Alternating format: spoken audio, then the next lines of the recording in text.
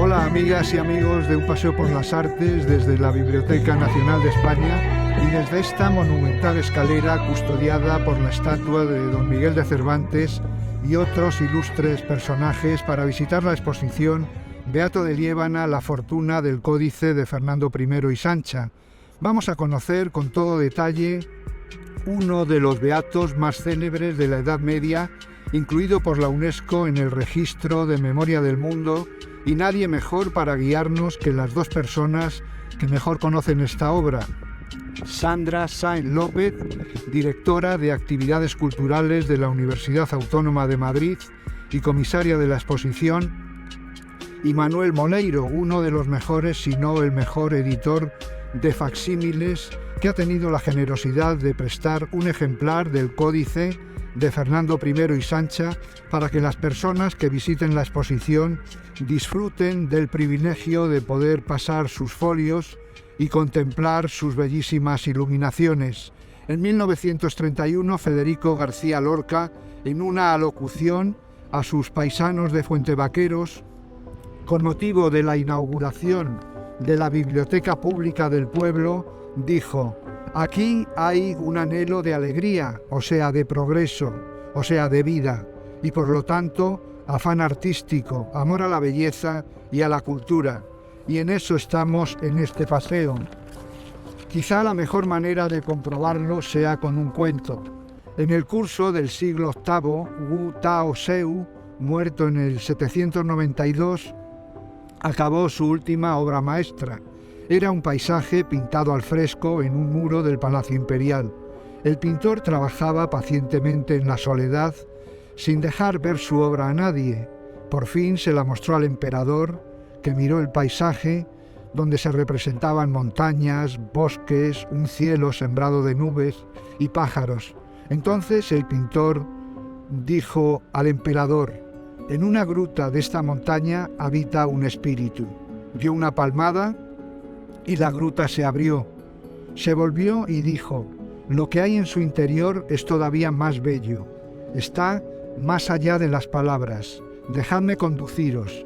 Pero antes de que el emperador pudiera seguirlo o incluso decir una sola palabra, la caverna, el artista y el fresco en su totalidad se borraron y solo dejaron ante el emperador un muro sin una traza de pincel.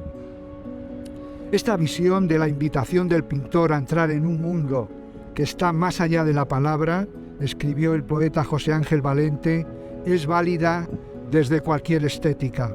El 16 de noviembre de 1936 cayeron bombas incendiarias en esta biblioteca. Un obús causó destrozos en una claraboya.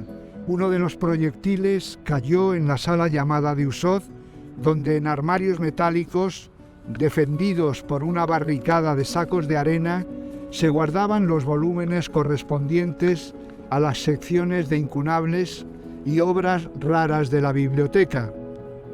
Esta estatua misma de Lope de Vega resultó decapitada. ¿Qué hubiera pasado, Sandra, si ahora no tuviéramos este códice? ¿Cuál es su significado? Si hubiéramos perdido el Beato de Fernando I y Sancha, habríamos perdido indudablemente un fragmento material de nuestra historia y de nuestra cultura. Específicamente, el Beato de Fernando I y Sancha se convierte en una obra emblemática porque es muy representativa de lo que es el corpus de los beatos, del grupo de manuscritos que conocemos como beatos. Es significativa especialmente porque desde que se redescubre en el siglo XVI por Ambrosio de Morales, a lo largo de los siglos ha cautivado la atención de muchas personas que han visto en este manuscrito una obra indudablemente singular. Lo es desde el punto de vista artístico y de hecho a lo largo de esos siglos todas estas personas se han preocupado por custodiarla, por conservarla. La pérdida de un manuscrito como este supondría perder un fragmento de nuestra cultura, de nuestra historia, de la identidad del grupo de beatos. Pensemos que no va a suceder porque de hecho son muchas las iniciativas, como decía, que a lo largo del tiempo se han depositado en este tesoro y en muchos otros códices como él para que permanezcan para que los disfrutemos ahora, pero sobre todo para que lo puedan disfrutar las generaciones futuras. Como bien decías, la UNESCO reconoce este ejemplar, el Beato Emilianense, otros beatos conservados en bibliotecas públicas, tanto españolas como portuguesas, como registro de la memoria del mundo, por la importancia de estos documentos. Ese compromiso exige su máxima difusión, que llegue al mayor número de personas hoy y mañana. En la presentación nos dijo unas palabras muy hermosas comparando el beato con las meninas, y dijo que el beato eran las meninas de la Biblioteca Nacional. Sí, porque como bien contabas tú, en ese contexto bélico de la Guerra Civil, el Gobierno de la República selecciona el tesoro artístico español, que va a ser trasladado desde instituciones culturales como esta, como el Prado y otras muchas, arqueológico, etcétera, que va a ser trasladado en principio en origen a Valencia, por si en el caso del contexto bélico las instituciones o los fondos desaparecen, al menos conservemos esas obras que han salido de los fondos. Indudablemente el Beato de Fernando I de Sancha es uno de los manuscritos seleccionados de esta difícil selección para que sean embalados en cajas y realicen posiblemente el viaje más difícil y más peligroso de toda su existencia. Y este manuscrito es embalado en la caja 54 con el número 1 y es uno de los ejemplares, como decía, que van a ser preservados o que se espera preservar de esta manera. El documento del archivo de la Biblioteca Nacional recoge ese listado de obras que pretenden salvarse mediante esta difícil travesía.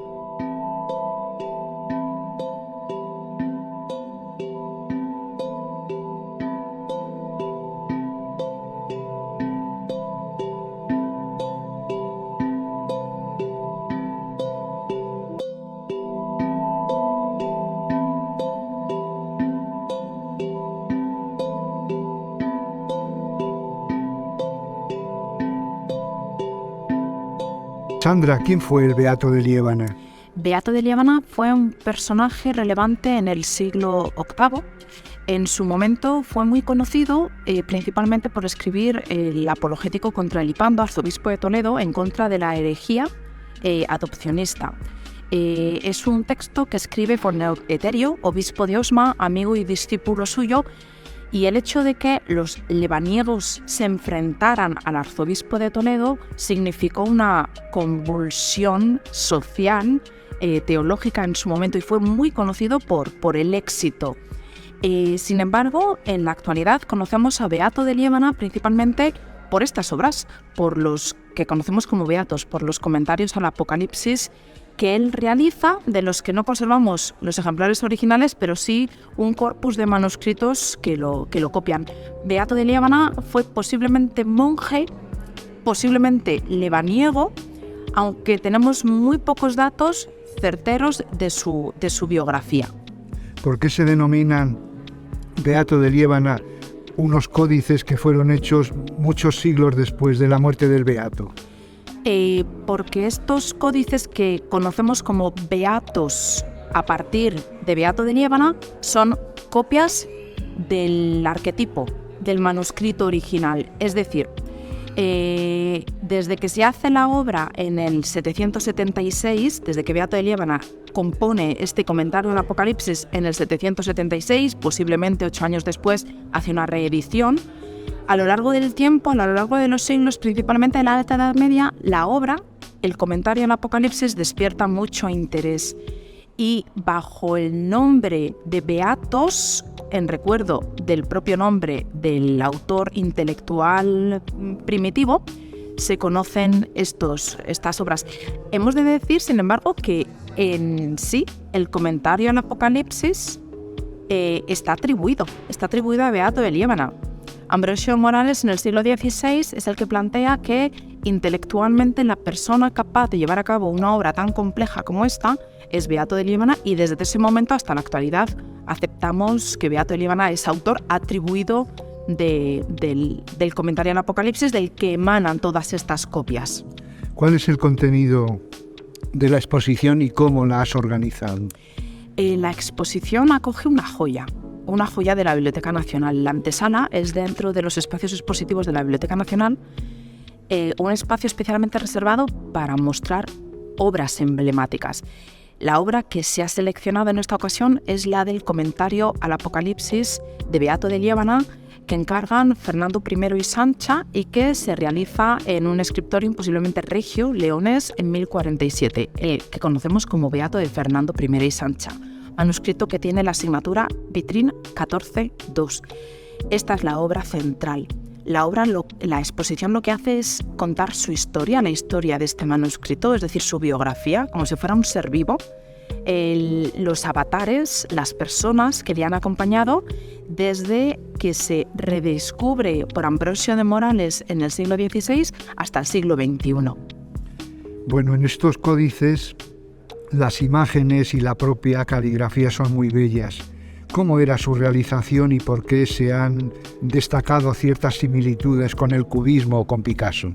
La factura de este tipo de manuscritos, específicamente de la producción de los manuscritos de los beatos, es monástica. Se realizan en scriptoria, en monasterios, donde son los propios monjes de una manera muy organizada los que copian. Son, como decíamos, estos beatos son copias unos de otros. Lo que se hace es organizar la factura del manuscrito en cuadernillos, se va copiando, un copista va copiando el texto y normalmente un iluminador realiza las imágenes. Conocemos muy poco de los autores materiales de estas obras. En el caso del beato que nos interesa, está firmado, aparece en el colofón, Facundus Scripsit, es decir, el escriba es Facundo. Se piensa que Facundo también realizó algunas de las iluminaciones, pero un estudio desde la óptica artística revela que hay más manos que una las que intervienen en la realización de estas imágenes. Y sí, efectivamente, cuando los beatos pasan a ser considerados como obras emblemáticas para el arte, en la historia del arte, una de las cuestiones que se destaca, y estamos hablando de principios del siglo XX, de la modernidad de las imágenes. Comienzan a abrirse estos manuscritos, entre otros el de Fernando I y Sancha, en exposiciones. Se produce un mayor acceso a estos tesoros bibliográficos y lo que se destaca es la modernidad de las imágenes, porque son muy expresivas, porque son cromáticamente muy vivas. Podríamos decir, desde el punto de vista estilístico, la simplicidad de las formas que están engarzando con las nuevas tendencias, las nuevas miradas por parte de los artistas, de los intelectuales de la cultura que están produciendo arte, que están produciendo cultura en ese momento. Y se entienden como un nexo del pasado que encaja con sus visiones. Bueno, pues si te parece, te hemos oído comentar que el Apocalipsis es uno de los textos más herméticos de la Biblia. ¿Cómo interpretaron estos monjes esa visión del Apocalipsis? Los beatos articulan el texto del Apocalipsis en 68 partes. Entonces se divide el texto apocalíptico en 68 partes y se incorpora tal cual en los manuscritos, ¿no? Aquí empieza el Incipit Ecclesia Quinta, es decir, el comienzo de la Quinta Iglesia, donde se recoge primeramente todo el texto apocalíptico. Aparece una iluminación, que es una representación del texto, y después comienza la explanatio, la explicación del texto apocalíptico. La mayor parte de las iluminaciones de los beatos son representaciones gráficas del Apocalipsis, bastante fieles al texto, es decir, bastante no interpretan, sino que representan lo que el texto recoge de una manera bastante directa. Hay, por supuesto, excepciones en los que y determinadas imágenes lo que hacen es explicar la explanatio. El caso de el Mappa Mundi, que explica visualmente el texto de la Explanatio, que es la Missio Apostolorum, la evangelización de los apóstoles, no tiene nada que ver con el texto del Apocalipsis. Se incorpora en este comentario al Apocalipsis y la imagen representa el texto anterior. Nosotros entendemos el Apocalipsis como el fin del mundo. ¿Representan ellos en el códice el fin del mundo? ¿Cómo lo ven? Representan, como decía, el estudio iconográfico de las iluminaciones es la representación del texto tal cual.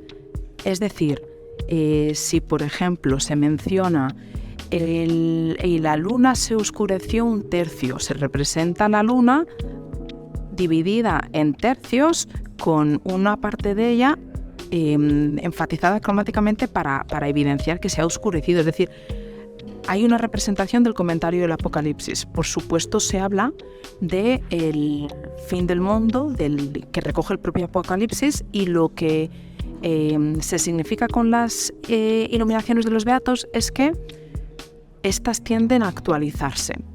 Es decir, las imágenes no quedan congeladas, sino que hay una cierta actualización en algunas de ellas para evidenciar determinados terrores contemporáneos a la copia de estas obras. Por ejemplo, el mal del Apocalipsis, según algunas interpretaciones, se significa como el mal que se está viviendo, en el caso de la península ibérica, con la invasión islámica. Y entonces hay determinadas imágenes donde encontramos esos miedos, esos terrores, digamos, encarnados en figuras que representan un fin del mundo actual. Lo que se busca es también evidenciar esa esperanza a través de las imágenes. Es decir, como reza el Apocalipsis, el mal será derrotado. La imagen de la mujer, el mal, el dragón, la bestia, las fieras serán derrotadas.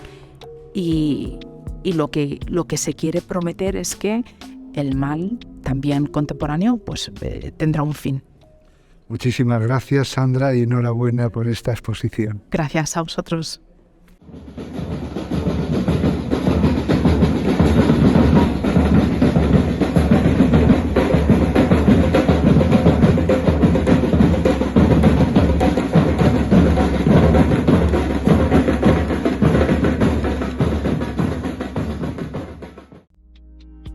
Bueno, pues hemos tenido el privilegio de encontrarnos nada más y nada menos que al señor Moleiro, que es el editor de esta copia facsímil tan bella, tan exquisita, y queremos en primer lugar agradecerle la dedicación, el esmero, el cariño que ha puesto en hacer esta obra, que sea accesible y que cualquiera pueda tocarlas y pasar sus páginas, que es un privilegio. Es casi, le decíamos a la comisaria, como tocar el cielo.